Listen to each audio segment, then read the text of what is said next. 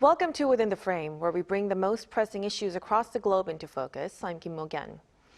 U.S. President Donald Trump announced that a deal had been reached with South Korea following his 90-minute summit with President Lee Jae Myung in Gyeongju. The presidential office says the agreement includes phased investment and industrial cooperation under what Trump calls MASGA and renewed security coordination. President Lee, meanwhile, pushed forward with calls for nuclear fuel access and deeper strategic alignment. With no joint press conference and regional players watching very closely, how much ground did the two sides actually cover? And how might this set the tone for Seoul's diplomacy moving forward? For a closer look at any developments, we are joined in the studio by Go Myong-hyun, Senior Research Fellow at the Institute for National Security Strategy. A big welcome, Dr. Go. Good to see you. And also joining us online is Evans Revere, former Acting Assistant Secretary of State from the U.S. and non-resident senior fellow in the Foreign Policy Program at Brookings. Good to see you. Great to be with you again. So let's start with Mr. Revere, of course, with the big picture first. So President Lee Jae Myung and his American counterpart, President Trump, held their second summit this afternoon. I wonder how you made of the overall atmosphere of the meeting today? Well, the visual images were good. There were lots of smiles, lots of handshakes, lots of warmth in the room, and all of this, I think, is a manifestation of what President Lee has been putting a lot of his energy into, and that is trying to manage Donald Trump, trying to placate him and humor him and honor him, as we saw, in the hope that flattery, some degree of flattery, and some degree of playing to Donald Trump's ego will yield positive results for the relationship between the two countries and, of course, for Korea. So the essence of Korea's approach and President Lee's approach to this interesting dynamic with Donald Trump was on display today. You saw him trying to manage Donald Trump's mood, while also, of course, trying to manage the atmospherics of this major event in the hope that it would have an impact on the substance of the relationship and the outcome of some of the important issues that are on the table between the two countries. It's interesting to look at this summit and look at the previous summit. To a great degree, these two events have been, I would describe them as tactical placeholders designed to keep the atmosphere as positive as possible, to placate and mollify Donald Trump, as I suggested, while trying to close the number of gaps that exist between Washington and Seoul on a range of issues, trade, security, dealing with China, et cetera. Obviously, some progress seems to have been made, significant progress seems to have been made on the trade front. The devil will be in the details, though, as we try to hash out what they actually agreed upon, as opposed to the flashy headline that has come out so far. We'll see. But there are other areas of gaps that need to be addressed by the two countries. Both presidents often talk about the need to modernize the alliance, but it's not always clear that they mean the same thing when they talk about modernizing the alliance. So I think there are some gaps there. I think there are still some differences between Washington and Seoul and how to deal with China. That's a pretty significant concern in China about how the United States is handling China and how the United States wants Korea to play in that very, very dangerous game with China. We will have, of course, a summit between President Trump and President Xi tomorrow, and the outcome of that may have some impact, may have some positive impact on how Korea perceives that particular issue in the bilateral relationship with Washington. So all in all, very positive atmospherics, some good photos, good photo opportunities. There was a good feeling, I think, between the two leaders. But let's see, once again, the details of this trade agreement, and let's also see how these other problems and difficult areas in the relationship plays out in the coming weeks and months. Definitely. So even though there's still gaps, the developments today definitely seem to be noteworthy. Speaking of which, let's get into the latest deal, Dr. Go. So President Trump declared that the deal has been reached at the banquet, and the figures are actually staggering. $200 billion in face investment and another $150 billion in shipbuilding industry cooperation. So what does this structure actually tell us about the priorities and the limitations on Seoul's side, Dr. Go? Well, clearly, President Trump came to Korea with one single goal in mind, which is to extract some sort of concession from Korea, maximize the amount of investments that Korea would commit to ensure that the American manufacturing gets revived again. So I think the contentious point here was how much cash South Korea ought to pony up. And before the meeting, the summit in Gyeongju, the terms that are being revealed in the press was that United States was pushing for at least $25 billion of commitment per year over an 8-year period, whereas South Korea was saying that the maximum that South Korea can afford will be $7 billion per year. So there's clearly a huge gap between the U.S. and the South Korean position in this regard. So the final settlement, we know that the information is still forthcoming. This is very fresh. The Chief of Staff of the Korean President's Office just revealed that this is the terms of the agreement. But there are a lot of gaps here, so we have to speculate in order to fill up the gaps.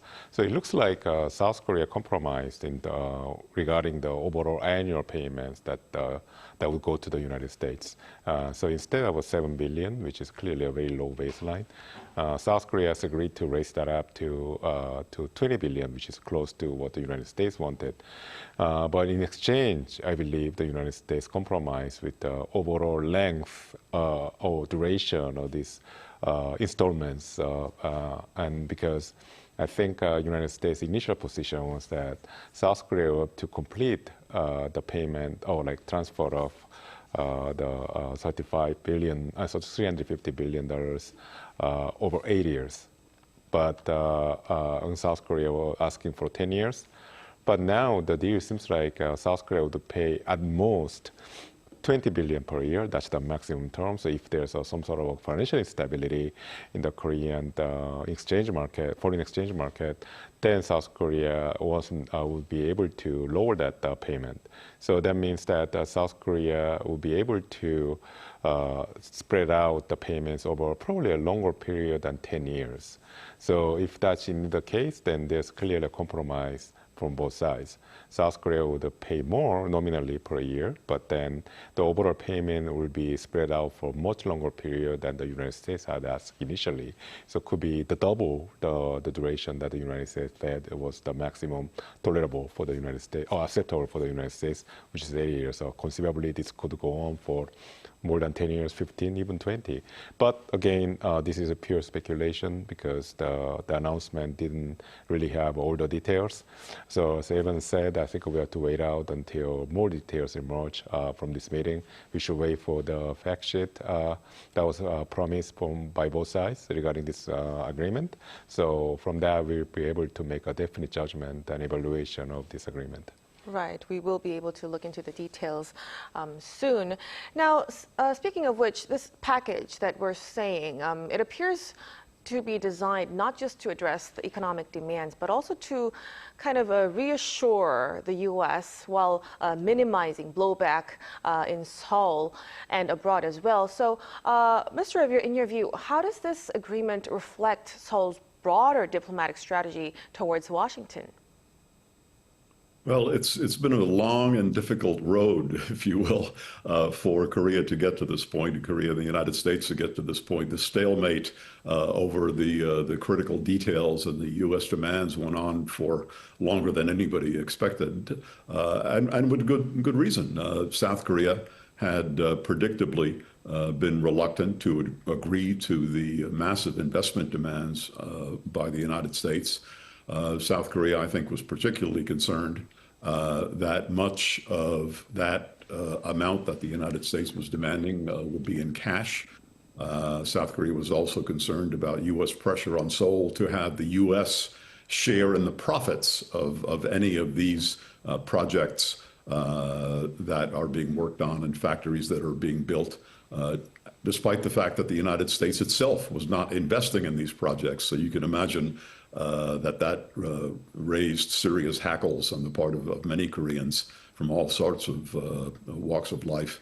So it's going to be very interesting to see the details as they trickle out in the coming days. Many analysts, including many American analysts, believed that the U.S. demands violated some fundamental rules of doing business. And many critics of the negotiating process also found that the U.S. demands also amounted to a sort of a forcible extraction of wealth from the ROK. As the price that Seoul, the Republic of Korea, had to pay for having exploited its past security and trade ties with the United States. Obviously, that narrative is not one that Koreans were happy with. And it's not surprising, therefore, that we've gotten to this point with South Korea having had a lot of difficulty accepting the logic of the U.S. position. Because the logic was based on an interpretation of the past relationship that Seoul just could not and would not agree with. But we are where we are. We seem to have a deal of some sort.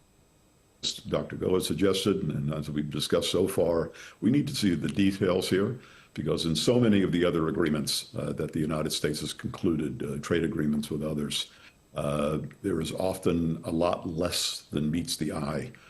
When you look into the details, and very often a lot of the details have actually not been agreed. So I'm being very cautious as I try to analyze what is actually going to happen as a result of this deal. Right, definitely. So we'll really have to see on how the details will be revealed. But we cannot really not talk about shipbuilding because it's a big part of this latest deal. It's called MASGA, and Trump described it as a cornerstone of the renewed ROK-U.S. industrial cooperation. So, Dr. Go, given how visibly he was willing to, elevate this industry cooperation, how should we interpret MASGA in the broader context of, bilateral alliance? Yeah, first of all, the acronym MASGA was authored by Koreans. So I even know the author of this term actually came from an official at the Ministry of Trade, Industry and Resources. So MASGA stands for the Make American Shipbuilding Great Again. And clearly President Trump loved the term and he's using it. But then in a more serious note, I think MASGA is essentially an implementation of what had been discussed for so long, which was to elevating U.S.-ROK alliance to something more comprehensive, something more that goes beyond the military alliance to something that encompasses a lot more different areas, and clearly including the industrial cooperation. So having said that, I think MASGA is really about a naval alliance between South Korea and the United States. President Trump is not looking for expanding U.S. commercial shipbuilding. That's already done. The United States will never have a competitive edge in that domain. But what the United States needs right now is to maintain the superiority in the naval capabilities. And we're talking about the United States and South Korea working together in strengthening U.S. naval capability, meaning the naval ships, military ships. So that's an elevation of the alliance to a degree that both South Korea and the United States didn't foresee 10 years ago. So, and in fact, this is a realization, and it's a comprehensive partnership that was discussed a lot in paper, but now we are seeing the fruitions of it. And this is, I think, another reason why China sanctioned the major South Korean manufacturer in shipbuilding, Hanwha Ocean, I think a couple of weeks ago. And the reason is the same. I think China is concerned that when you combine the U.S. strategic direction with South Korean capability, that's going to undermine the Chinese strategy in the Indo-Pacific. So clearly, this is it's a very significant change for the better for the alliance. So it may sound symbolic, but there's real strategic weight behind this latest deal. Now, let's also touch upon the North Korea dynamic, Dr. Go. So there was speculation that President Trump might meet North Korean leader Kim Jong-un during his visit, but it didn't actually materialize. So, but North Korea actually held a cruise missile test a couple of days ago.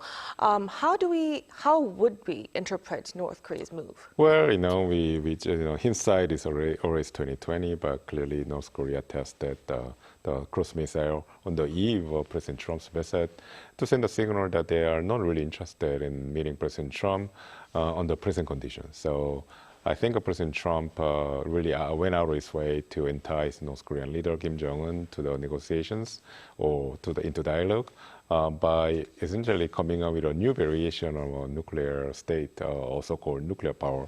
Doesn't hold any significant legal meaning. I think the magic word here is a nuclear weapon state, which is an official term to characterize the 5 nuclear states that are, legally speaking, are allowed to have nuclear weapons.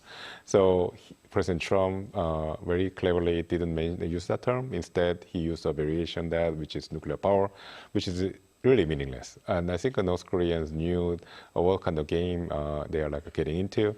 I think that's why they stayed out.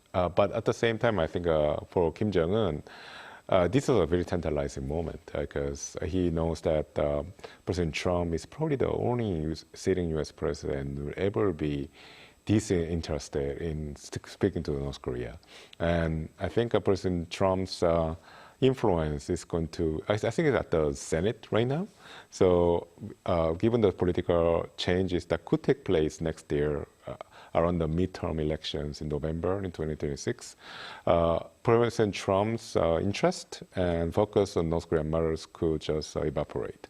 So I think North Korea clearly knows what's going on politically, domestically with President Trump at home. So I think if they decided not to speak to or meet with President Trump, they must have decided this at the last minute because this was a very tantalizing opportunity. Even though the payoff wouldn't have been that great, and I think we are all aware of that. But nonetheless, I think this is the one chance that they had that could possibly go for the Hail Mary and get what they wanted for all this time, which is to be recognized as some sort of a nuclear state by the United States. Right. But like Dr. Go has mentioned, considering that the APEC summit could have been a window for U.S.-North Korea re-engagement, Mr. Revere, what do you make of the prospects for dialogue moving forward, especially with this opportunity appearing to kind of slip away? I don't think what just happened or what just didn't happen in terms of a U.S.-North Korea meeting, I don't think that really has changed the dynamic here. Let me suggest that it's very clear that Donald Trump is deeply interested, almost to an embarrassing degree, in meeting with Kim Jong-un and resuming bilateral talks. But what's less clear is his preparedness to meet the 2 de facto conditions that the North Korean leader has put on the table. That Trump would have to meet before these talks can be resumed. One of those is that any dialogue between the United States and North Korea not mention denuclearization. And then, of course, the other condition is the de facto acceptance of North Korea as a nuclear weapon state. However, whatever magic words that the United States and North Korea come up with to do that. President Trump seems to be edging towards agreeing to the second point, i.e. that North Korea is a de facto nuclear weapon state, although he's very carefully avoided the use of that specific term. But it's much less clear whether he is capable of accepting the first point, i.e. that any discussion between the two cannot mention denuclearization. But here we are. We're at a point now where President Trump is signaling very, very strong eagerness to meet with Kim Jong-un, and the South Korean government, the South Korean president, is bending over backwards to urge that such a meeting take place And for North Korea, this is actually a very good situation because you've got the United States and the ROK making these constant appeals to North Korea to meet.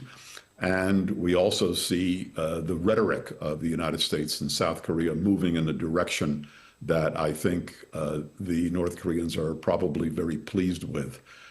So despite the fact that the meeting didn't take place, I continue to think that the likelihood of an encounter between the American president and the North Korean leader is quite high. Mm-hmm. There's still room for dialogue in the future. Right. Then, Mr. Revere, let's shift a little bit to the upcoming talks between President Trump and Chinese President Xi Jinping on the 30th. So high-level talks have reportedly produced a broad consensus. So do you expect a final agreement to emerge smoothly from the summit? Well, there's always a lot less than meets the eye in Donald Trump's deals, as he calls them.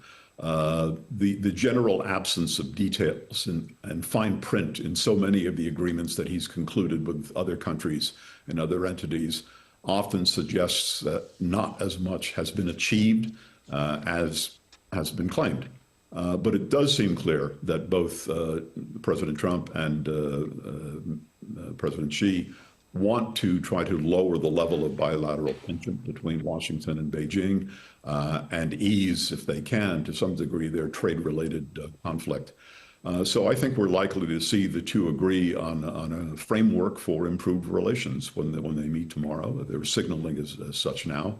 But whether such an agreement is going to actually lead to better relations, I think that's a big question. There's a tremendous strategic rivalry between the two. There's a lot of enmity on a number of points between the two. There's a lot of mistrust between Washington and Beijing. So we will have to just wait and see whether whatever happens tomorrow, and I think there's likely to be some sort of a positive outcome of the meeting, but whether that actually leads to the substantive and fundamental change in the relationship that we all hope for, I think is a big and open question. Right. In fact, the whole world will be watching for some positive results coming tomorrow. Now, we are also awaiting a talk for South Korea-Chinese talks in the next days. So, Dr. Go, what kind of diplomatic strategy do you think Seoul should pursue to get some meaningful results? Well, I think President Lee came to office espousing his brand of diplomacy called the so-called pragmatic diplomacy, meaning that he will prioritize national interests over ideology, which actually implied that South Korea would be friendly both with the United States and China at the same time. But then it's increasingly clear that that's not the case. I think South Korea is completely siding with the United States, and then that was also the case the summit that took place today. In the open session before the meeting turned into a closed session, President Lee, in fact, made a request to President Trump for the transfer, or actually the granting South Korea access to nuclear fuel to develop South Korea's own nuclear-propelled submarines. And he justified the necessity of nuclear-propelled submarines for South Korea by saying that South Korea needed them to deploy them in the Yellow Sea as well as the East Sea. And the Yellow Sea is the domain, and then he even mentioned the reason was because South Korean submarines would have to actually follow or pursue Chinese submarines. So this is very explicit statement, I think, putting South Korea firmly on the side of the United States. And we are talking about nuclear-propelled submarines, which makes this echo, the whole episode echoes the AUKUS agreement between United States, Australia, and the United Kingdom.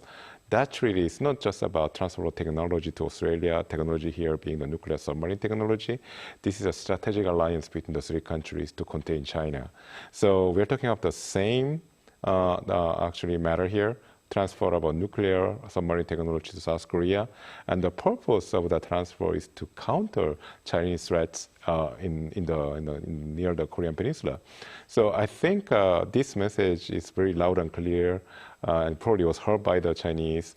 And I think it's going to be reflected on the Chinese interaction with South Korea in the coming days. And I think the conclusion is preordained. I think the Beijing is going to conclude that South Korea under President Lee is just as pro-American as any South Korean administration before.